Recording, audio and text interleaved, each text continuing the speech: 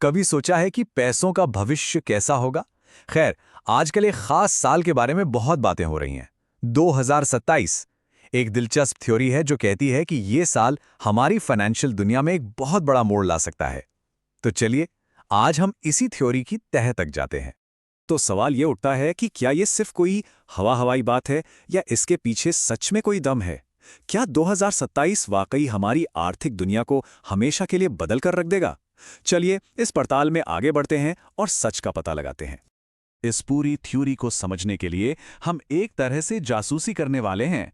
हम इसके हर पहलू को देखेंगे, दावों को परखेंगे और उन सुरागों पर गौर करेंगे जो इस पूरी कहानी को आपस में जोड़ते हैं। तो हमारी जांच शुरू होती है उस चेतावनी से जो इस पूरी थ्योरी की जड़ है। कुछ फाइनेंशियल एनालिस्ट्स का मानना है कि 2027 के आसपास खतरे की घंटी बज रही है। तो आखिर ये चेतावनी है क्या? मतलब इस थ्योरी का असली आइडिया ये है कि हम एक बहुत बड़े फाइनेंशियल बदलाव की तरफ बढ़ रहे हैं। ये कोई हल्की फुल्की भविष्यवाणी नहीं है, बल्कि कुछ एक्सपर्ट्स का मानना है कि 2027 वो साल हो सकता है जब सब कुछ बदल जाएगा। इसे एक गंभीर चेतावनी के तौर पर देखा जा रहा है, सिर्फ एक अंदाजे के तौर पर नहीं। और देखिए, ये चेतावनी सिर्फ किसी एक देश के लिए नहीं है। इस पहेली को सुलझाने के लिए हमें दुनिया भर से सुराग जुटाने होंगे। चलिए देखते हैं कि ग्लोबल पैटर्न क्या इशारा कर रहे हैं। चलिए दो बड़ी अर्थव्यवस्थाओं पर नजर डालते हैं, फ्रांस और अमेरिका। पहली नजर में तो ये दोनों बहुत अलग लगते हैं, लेकिन जब हम इनके कर्ज और सरकारी खर्चों को देखते हैं तो एक चिंताजनक समानता दिखती है। दोनों ही देश बढ़ते कर्ज और बेहिसाब खर्चों की एक ही जैसी मुश्किल से जूझ रहे हैं, और ये किसी एक बड़ी ग्लोबल प्रॉब्लम का हिस्सा हो सकता है। तो आखिर इन सारी चेतावनियों के पीछे की वजह क्या है? वो कौन सी चीज है जो इस पूरी फाइनेंशियल गाड़ी को खतरे की पटरी पर धकेल रही है? आइए इस समस्या की जड़ तक पहुंचते हैं और इसके असली कारणों को समझते हैं। देखिए, तीन मेन फैक्टर्स हैं जो इस तूफान को हवा दे रहे हैं। पहला, देशों का बढ़ता कर्ज जो आसमान छू रहा है। दूसरा, सरकारों की खर्च करने की आदतें जो इस कर्ज को कम करने के बजाय और बढ़ा रही हैं। और तीसरा, हमारी इकोनॉमी की कुछ बुनियादी दिक्कतें जिन्हें सालों से अनदेखा किया जा रहा है। ये तीनों मिलकर एक बहुत ही विस्फोटक मिक्सचर तैयार कर रहे हैं। इतने सारे अलग अलग टुकड़ों को एक साथ कैसे जोड़ा जाए? इस उलझी हुई तस्वीर को समझने के लिए हमें एक फ्रेमवर्क, एक तरह के नक्शे की जरूरत पड़ेगी जो हमें इन इकोनॉमिक ट्रेंड्स को सही तरह से देखने में मदद करे। और ये नक्शा हमें मिलता है मशहूर इन्वेस्टर और इकोनॉमिस्ट रे डालियो के काम से।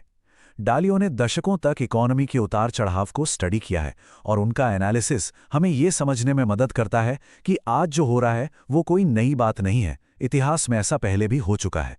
डालियो की सबसे फेमस थ्योरी है लॉन्ग टर्म डेट साइकिल। इसे ऐसे समझिए, इकोनॉमी एक बहुत लंबे साइकिल में चलती है।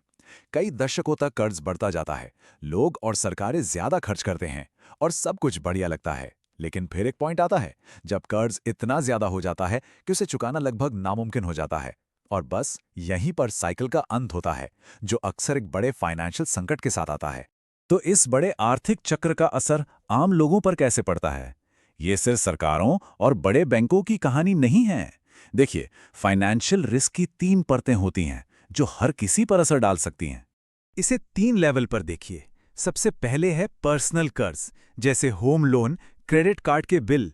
फिर आता है कॉरपोरेट कर्ज, यानी कंपनियों का कर्ज। और सबसे ऊपर है नेशनल कर्ज, जो सरकारें लेती हैं। दिक्कत तब होती है जब एक लेयर पर दबाव बढ़ता है तो यह डोमिनो की तरह बाकी लेयर्स को भी गिरा सकता है, और इससे पूरे सिस्टम के ढहने का खतरा बन जाता है। अब अपनी इस पड़ताल के आखिर में हम एक ऐसे देश को देखते हैं जिसकी कहानी हमें एक बहुत जरूरी सबक सिखाती है।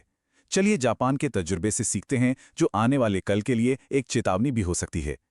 1990 के दशक में जापान एक बड़े कर्ज के जाल में फंस गया, और उसके बाद जो हुआ उसे लॉस्ट डेकेड्स यानी खोए हुए दशक कहा जाता है। सालों तक इकोनॉमी ठप रही, चीजों के दाम गिरते रहे और देश एक लंबी मंदी से बाहर ही नहीं आ पाया। जापान का यह अनुभव एक तरह से आईना दिखाता है कि अगर ये ग्लोबल कर्ज का संकट और गहराया तो दुनिया का भविष्य कैसा दिख सकता है। तो हम कहाँ खड़े हैं? हमने सबूत देखे, एक्सपर्ट्स की थ्योरीज को समझा और इतिहास से सबक भी लिए। अब सवाल यह है, क्या हम इतिहास दोहराने वाले हैं या फिर कोई नया रास्ता निकलेगा? पैसों का भविष्य अभी लिखा जाना बाकी है, और अगला चैप्टर कैसा होगा ये शायद हम में से कोई नहीं जानता।